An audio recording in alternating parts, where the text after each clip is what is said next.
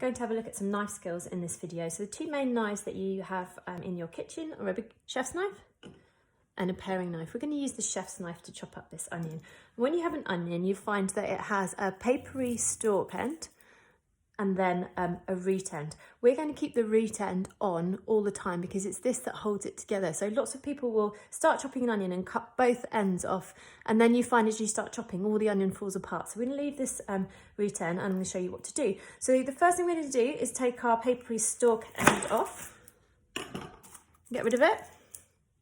And then we're going to cut the onion through the middle.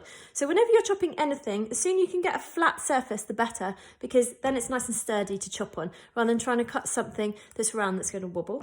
And then we're going to cut through the middle. So the first hold, if you're practicing knife skills or you want to teach kids, is a bridge hold. So for kids, like say, if you imagine that your hand is a bridge and something's going to go underneath, the knife's going to go underneath it and move through and cut away.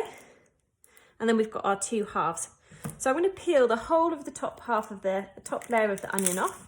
The top layer is often waxy anyway, makes it difficult to cut, and I'm going to get rid of it. You'll find that I've still got my root end on here. We do the other one as well, so we're all nice and ready. There you go. So there's the root, and we'll leave that on. So now I'm ready to chop it. If I was going to slice it, I can just start slicing it from here.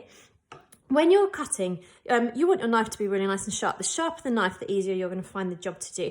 And the cutting motion that you want is one that's moving forward and backwards. If I just try and push down like this, it will cut, but it's going to be really clunky and not be very efficient. Where if I move the knife forwards and back, it's going to cut really smoothly.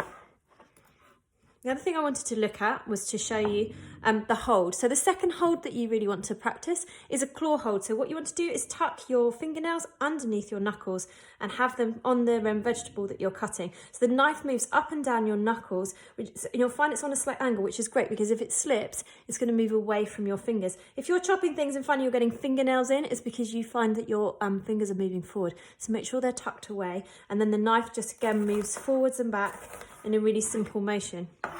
If I want to dice an onion instead of slicing it, what I can do, I'll keep with the same onion, I'm going to cut through to up to the root, but not through the root, because that way you'll find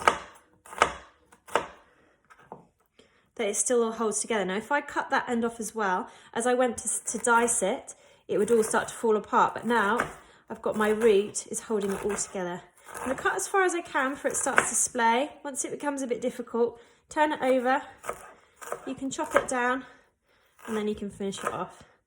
And you'll just end up with a stubby end that you can get rid of. So onions are the basis for so many different things. We're going to look at them loads in the coming weeks. So sauces, soups, they give a really nice base flavour. And the key with onions, which again we'll have a look at, is cooking them slowly. So they generally go in a pan first with some oil or fat, whatever you're using. And you want to cook them for 5 to 10 minutes, really nice and slowly, because that's how dishes go from onions being a little bit harsh to being nice and sweet. I'm going to have a look at some garlic now. So if you want to learn how to crush garlic without using a garlic crusher, then have a look at the other video.